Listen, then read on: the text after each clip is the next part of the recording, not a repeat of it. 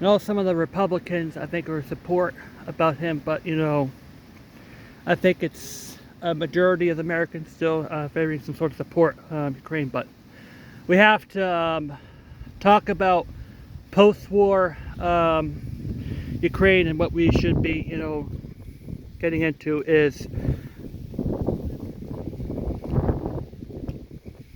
it's a windy day, so part of the thing here is we're going to be talking about post-war Ukraine at this point, once Putin ends the war, and then we could be able to shift towards another phase of this, which goes from a military support to a reconstruction support, so that the Ukrainians can being able to get the support it needs to rebuild and help them achieve the political need for them to defend its from a future attack from another country. But we gotta be able to say clear that Ukraine has, we reserve the Ukraine's rights, whether to join the military. But we gotta say, to whether or not Ukraine has the right to join NATO. That's Ukraine's decision that we can expect. And Ukraine doesn't have to join NATO. I mean, it can be acting as it's respecting its sovereignty.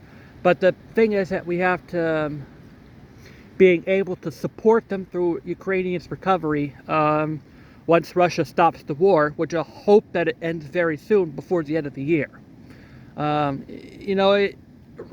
Russia can stop, and Putin can stop the war today, but he needs to end the war as soon as possible to providing us with this support here. But we have to but we have to say that Putin's losing the war, and because this is an illegal operation from Putin, he must pay. He has a big repair bill to pay from the deaths and destruction that he's caused during 9 months of combat, and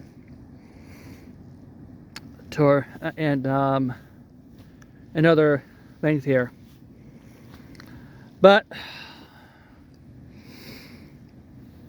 we're going to support in this reconstruction, but also help Russian citizens get back on their feet, and making sure that they have rights as Russian citizens. And I have to say that all accordings to the negotiations must adhere to the UN Charter, with Ukrainians having the sovereign rights of its nations, including the right to join a military defensive alliance. But that's Ukrainians' choice to have. To the previous borders of pre-2014, before Russia has made its first invasion and annexed Crimea. That's not negotiable. Crimea belongs to Ukraine. And then from there on out, we'll have bridging all of its differences but Russia and Ukraine must bridge all its differences from economics to other positions here across the world, as well as basic human rights, including fair elections and free speech. And I have to say, it's a basic human right to have at this location here. But I hopefully that Russia and Ukraine could start bridging its differences once this war ends. And but meanwhile, Russia will pay a big bill from the amount of damage that was in Ukraine that was caused by the war. And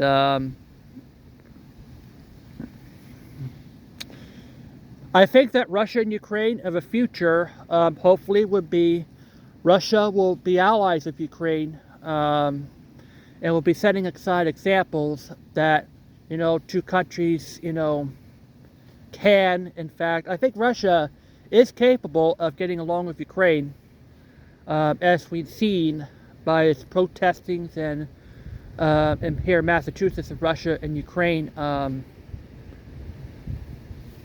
getting in side by side together, and hopefully as well as peace talks that can also have bridging, that includes, bridging its differences between Ukraine and Russia. And I think they're capable of living side by side in peace as we go along here. And if Russia and Ukraine can visit vice versa, I have to say that I'm sure that there are relatives in Russia that's Ukrainian and relatives in Ukrainians that have Russian sides. And I think that, it's what this war was about. I mean, special military operations for some sort of protection, or going across the way here. But I have to say the way forward is from a reconstruction support, hopefully using Russians' funding to rebuild, as well as with peace talks that could start once this war is over, and it's pretty about it as far as this one. Hopefully Putin will stop this war soon. Hopefully today, tomorrow, but soon as possible, so that the Ukrainians can wake up in the new year with peace, not missiles.